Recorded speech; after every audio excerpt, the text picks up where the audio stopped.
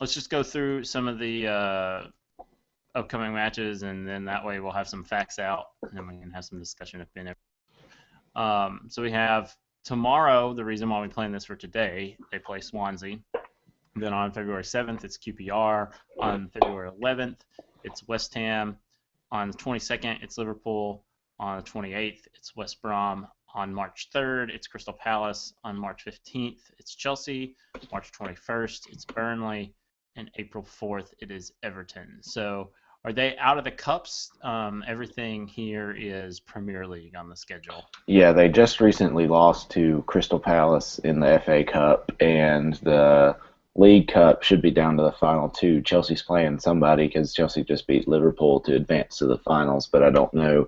I don't even know who that was that Chelsea is playing. So I believe that they are just, and there's no Europe for them. So I believe they are just Premier League the rest of the season. Nice.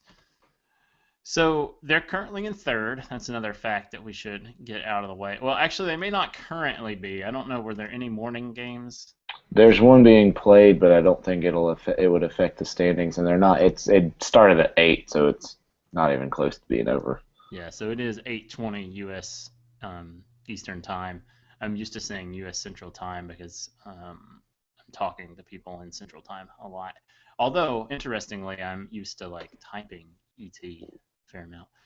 But so yeah, I was just gonna try to get a look at what games are going on, but ESPN is not telling me the current game that's going I on. think it's like Hull and Newcastle or something like that. Nothing, no major team this morning. So the Spurs play Chelsea on March 1st in the League Cup final. Yeah, I mean, they had just had to get through Sheffield United, but they had to. I mean, they got it through 3-2 on aggregate. So tougher for them than they thought from the lower division team. Um, so that they've been out of that. I think Southampton's been out for. Um, Looks like they lost in the fifth round, so the quarterfinals to Sheffield United. Um, so they're out of that. They just lost in the fourth round to Crystal Palace, I think 3-2, which is odd that they gave up 3 goals. They've had a Premier League; they're the number one defense, so that was a little odd. But they lost to Crystal Palace. Maybe they just weren't focused for that game. Um, and now they can be refocused for the Premier League the rest of the way. Hmm. So somehow my microphone got muted. I don't know how that happened, and also my camera seems to have gone off. Um, so did you notice my camera going off? No, I was looking at their upcoming. I was actually looking up something for Southampton. Um, Try to get all my facts straight, uh, and I did not see what had happened. Yeah. So, but you can still hear me fine, right? Yeah, I can still hear you fine.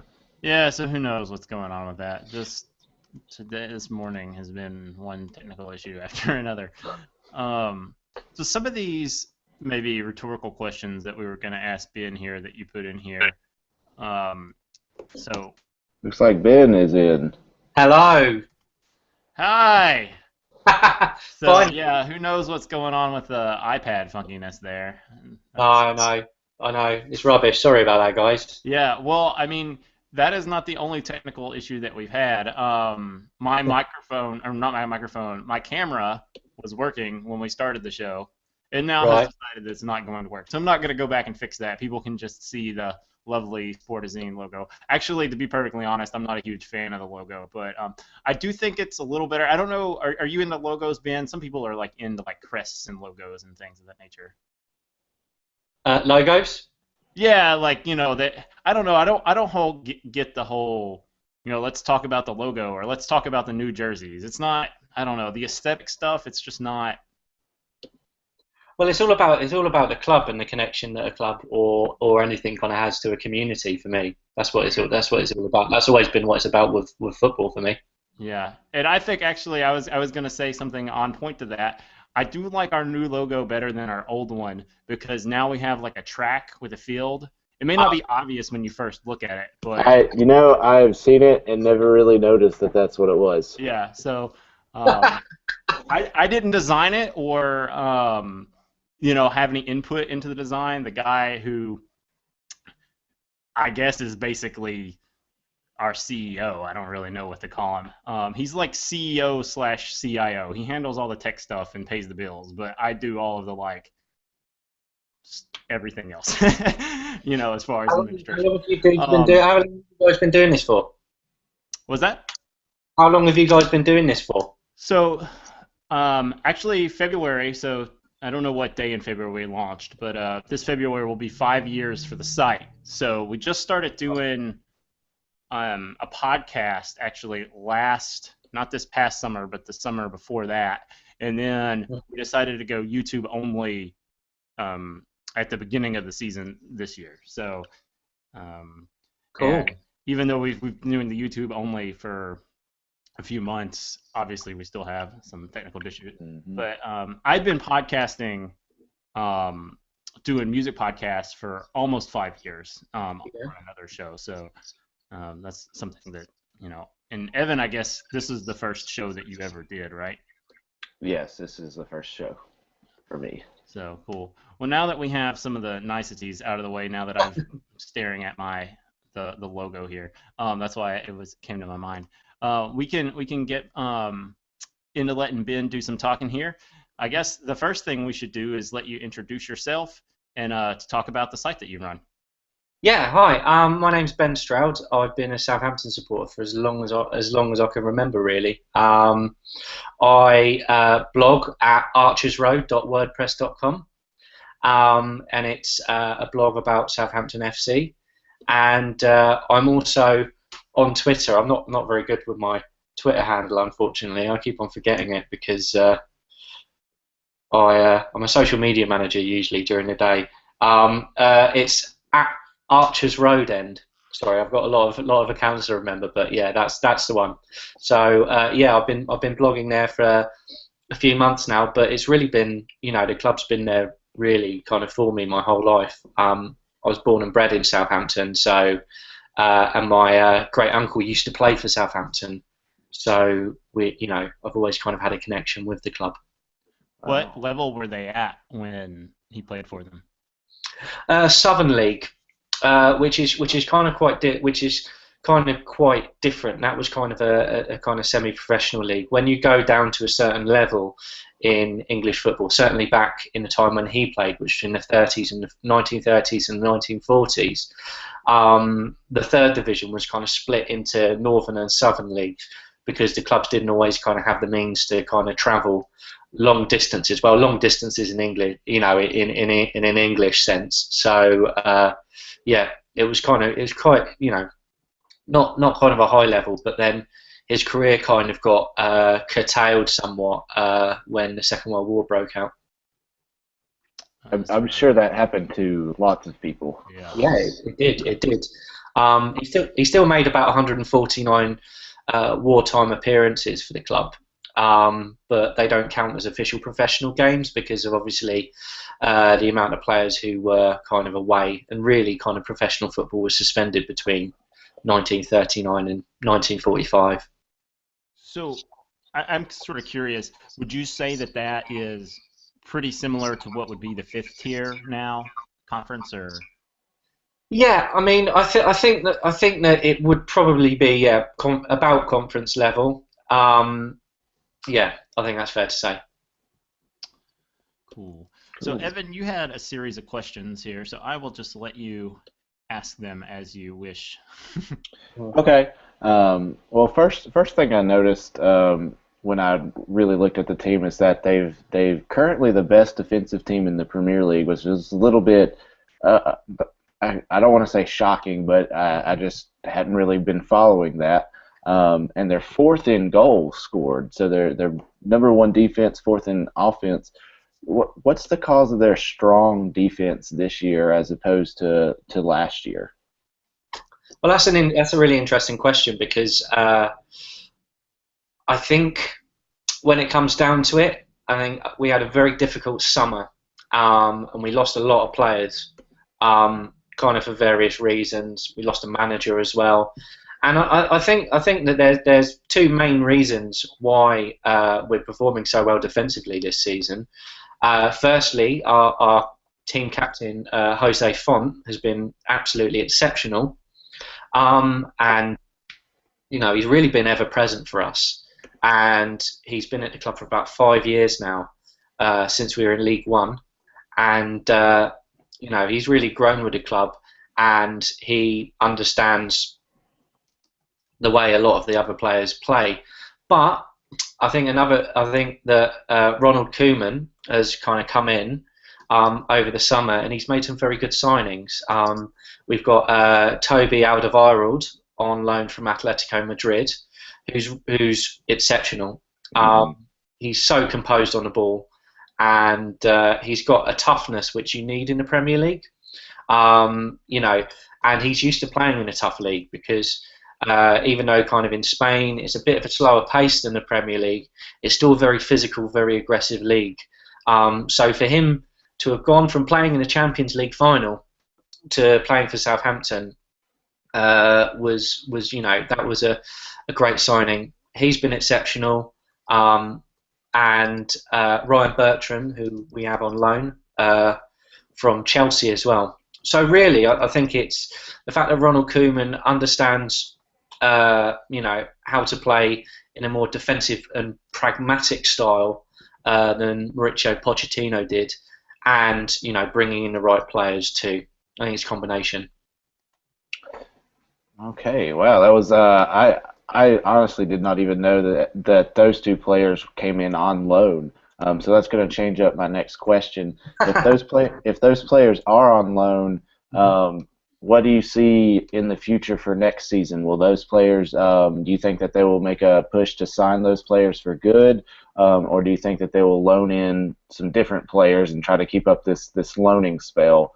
And try to move forward with loaning top players, kind of like what Everton had been doing before this season, before they signed Lukaku. Yeah, I mean, I think that the loan system has worked well for Southampton. Whether it works well for other teams in the Premiership, I'm not entirely sure. But Everton are a good example. We actually have an option to sign Ryan Bertrand, which I expect we'll probably kind of take up at the end of the season for around about 10 million. And I believe we have first refusal on signing Alderweireld for about 6.2 million, which is a possibility. Like I said, it's slightly different from the Bertrand deal, because I think it's a bit more of a certainty that Bertrand will sign for us at the end of the season. He's very keen to do so.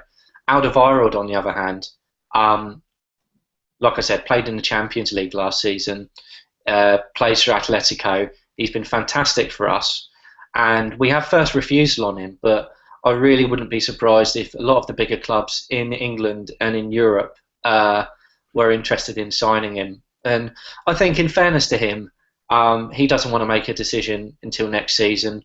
If we make the Champions League, which is, from my perspective, the unlikeliest thing I ever thought I'd be saying at this stage of the season. But if we do make the Champions League, yes, I think that we've got a great chance of signing him.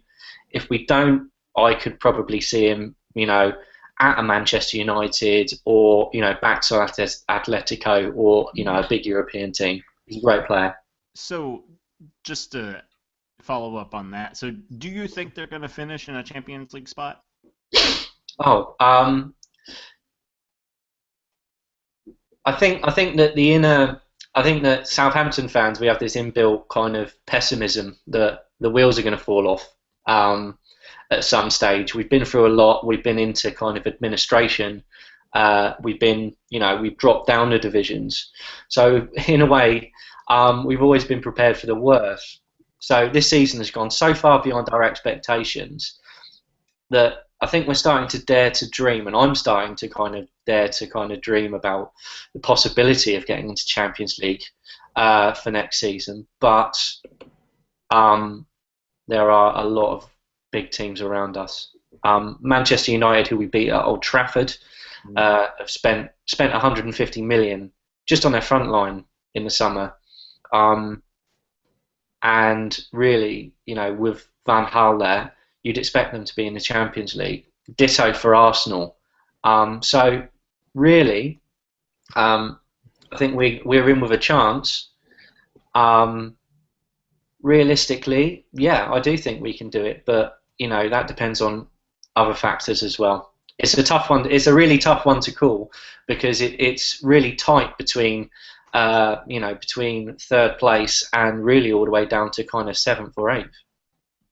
Yeah. So I don't remember exactly when I told myself this, but a couple of years ago when people just started writing off Arsenal, like this is going to be their year they're going to miss the Champions League. I said I'm never going to put Arsenal out of the Champions League until they've not done it. So because of that, I think Southampton might come a little bit short because somehow Arsenal, I feel like, they're going to do it on goal differential or something like.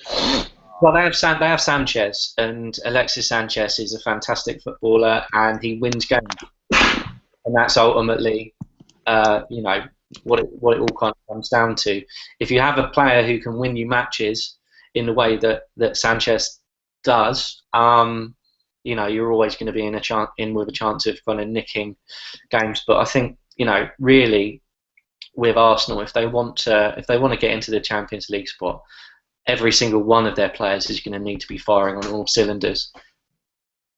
Well, just like United, they need to figure out something defensively, but that's been an issue at Arsenal for years. So.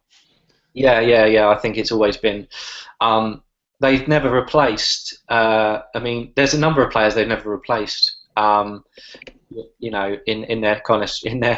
In their back line, you could argue, they've never really replaced Sol Campbell, never replaced Patrick Vieira, and Thierry Henry up front. So that's a spine of a team that that Arsenal for quite some time haven't really replaced, which is probably why they're looking to bring in Morgan Schneiderlin in the summer. Yeah, they never even replaced Tony Adams. That was 13 years ago. Yeah, that's a very good point as well. Adams was exceptional for them. That back line of Winterburn, Adams, Bold, and Dixon was exceptional for Arsenal. So to replace that, it's difficult. But I think that Wenger has to take the share of the blame for that, in all honesty. Absolutely. So sorry to derail us on Arsenal. I'm not an Arsenal fan. Me neither. Me neither. So getting back towards Southampton, we kind of have two questions talking about their academy because they've had some very quality players come out of the academy. Adam Lallana, Theo Walcott, Oxlade-Chamberlain, Luke Shaw, Gareth Bale, lots of current players. Are there any players that you currently know of in the academy that we should keep our eye on at this point? Yeah, I think that there are a few that will be kind of that are kind of either in or around the first team, or who are going to make the first team, next season. I think that the two brightest prospects for me are Harrison Reed and Matt Targett. Matt Targett is a kind of a left back by trade, and many people are kind of backing him. And I've seen, having seen him play, for someone who's kind of 17, 18, he's incredibly composed on the ball. He's got no problem with kind of getting forward. And when he came in and played against Chelsea earlier this season, in December, he was excellent. Really composed, completely unfazed. A lot of people have said he's going to be better than Luke Shaw, and I can see that because he has slightly more composure at his age than Shaw did. He's a little bit more sensible. Cool. And I think Doug had a follow-up question with the academy. They said, why has the academy's success not turned into top flight or cup success? And I think that's interesting with this season because they have jumped up to the top into a Champions League spot right now. But we've talked about players that they have loaned in. So still not the academy players or the academy success being top flight success. So in your opinion, why has the academy success not translated to top flight success? Well, that's a very good question, and I think it comes down to the way that the Premier League and the way that kind of English football in general, works. You have a system. I mean, when over where you guys are, there's a system of kind of trades and drafts and stuff like that. Um, whereas in kind of English football and European football, the major thing really is money and and salaries. Um, the biggest problem for us, you listed off all of the players there that we've developed, is that timing when we had Gareth Bale and Theo Walcott, and those two in particular, we were in the Championship, just below the Premier League, and in addition to that, we were also heading towards administration. We had no money, and whenever that happens, and you have assets, players are assets essentially. They have a kind of fiscal value attached to them. So our chairman at the time, Rupert Lowe, saw that as a chance really to kind of try and dig us out of a financial hole. So we ended up selling kind of Walcott to Arsenal. He wanted to go to Arsenal because, in fairness, they had a great squad, and he could learn from Thierry Henry, and they were offering him very generous wages. So he wanted to go, and it kind of worked for us. And it's the same with Gareth Bale, really. If you're a team in the Championship or League One, and a Premier League team comes in for one of your players, that player's going to go. There's no doubt about it. And it's a sad reality of the game that teams like Southampton previously haven't had a chance to build on their success, because as soon as we get to a certain stage of success, and you saw this last season during the transfer window, the big clubs come in with a lot of money. They can offer Champions League football and bigger wages. Really, if you're a professional football player, you want to play in big games, you want to play for big clubs. So as soon as those offers come in, you're going to go, I want to play for them. I don't want to play for Southampton anymore. That's true. I think that's been, I don't know if that was kind of evident in Liverpool's signing of Lallana. Yes. He thought that might be a good move for him, and then you can look at where they are this season. Yeah, I do quite regularly, actually. So the last question that I have is how disappointing was the FA Cup loss to Crystal Palace? It was disappointing, yeah. We had a great chance to win some silverware. The FA Cup's one of the best competitions in the world for me. But defensively we weren't at the races. Forster made a couple of errors that could have been avoided. But I'd like to kind of give credit. I'd like to kind of give credit to Crystal Palace, because they turned up with a game plan. Sanogo and Sahar played really well, and they deserved that win. They worked very hard. They actually pressed us back, and Alan Pardew got his tactics right. I'm disappointed, but really, I think it's a good opportunity for us to kind of kick on and focus our efforts on finishing as high up in the league as possible. Really. Mm-hmm. That's what I was anticipating, is that it's actually going to help them try to maintain that top 4 spot. We'll see how that goes. Doug, did you have a question for Ben? Yeah, I had a couple of questions here. So we sort of touched on potential European campaign and some of the difficulty with players may or may not staying. But, we've seen with a variety of teams over particularly this year, but other years too, that dealing with Europe is problematic because you have to rotate players. Managers aren't necessarily used to it. Do you think they have the squad depth to deal with Europe, or do you think they're going to have to bring in some more players? Because even if they don't make a Champions League spot, they're almost certainly going to be in the Europa League. Yeah. Unless the wheels really do come off. So. Hope not. That's it. Yeah, I think that if I looked at the squad now, I'd say no. We don't have enough depth for Europe. I think in some, I think that it's a two. The answer, there are two parts to this answer.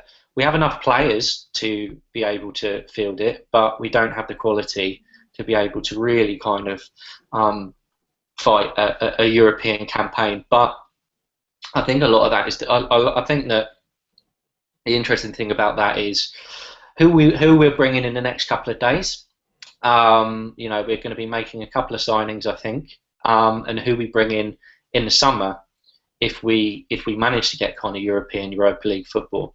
I think that the club is in a position where we can invest in players in the summer, and if we have European football, some kind of higher profile players will want to come to us.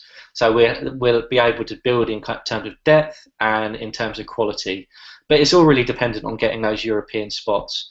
In a way, obviously I'd be overjoyed if we got into the Europa League, and it would be on cloud nine if we got into the Champions League. But with the Europa League, I'm always a little bit wary about it because we've seen clubs in the Premier League before go into the Europa League and really struggle, and with regards to their league position, because a lot of the games are there are a lot of extra games in midweek. Teams who kind of tend to get into the Europa League spots don't have the kind of financial clout of some and the squad depth for some of the larger teams. So you get more kind of players tired, more players injured. At this moment in time, I don't think we're ready for it, but I think that if we do qualify, we will get into a position where we're ready for it. And my last question is, we talked a little bit about what's more or less current academy success, but how far back into the history of Southampton has the academy been an important part of their, success, I guess? Yeah, I mean it's intrinsic really to the fabric of the club. We've always produced players of a high quality at the club, and I think that really one of our greatest players of all time, Matthew Letizia, who I'm sure everybody knows about, but I would recommend anyone YouTubing his top 10 goals, because the guy was really kind of the footballing equivalent of Merlin. He's pretty fantastic. He came through the academy, and Alan Shearer came through the academy. We've had some players in the 80s. We had three brothers, Roy, Ray, and Rod Wallace.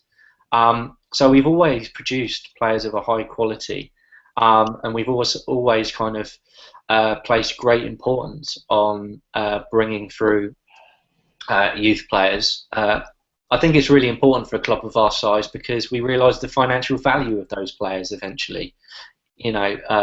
Because we haven't been able to compete before, these players, they come through and they're an asset to us. They enable us to invest. We sell these players who essentially we've got for nothing, for money that we can then kind of reinvest into the squad and then back into the academy. But I think we've kicked it up a notch now, and I think that with the investment that we've put into the academy over the past year or so, I really think that we're in a position now where we've gone from having one of the best academies in England to, I think we've got one of the kind of top 5 academies in Europe, if not the world. Wow, fantastic. So I meant to say this at the beginning, but to all the technical difficulties, I ended up not saying it. But just so people know, we are planning to take off February, at least at the moment. We might have an interview scheduled with a local to me sports executive, but I'm not going to say anything more about that until we lock down a spot. But so with that bit of logistical stuff out of the way, was there anything else that you wanted to say, Ben? Well, I'd like to say, thanks to you guys for having me on. Very much appreciated. And I think that if I could kind of say one thing, if you guys, if anyone kind of out there's ever got the chance to watch a Southampton game, definitely watch it because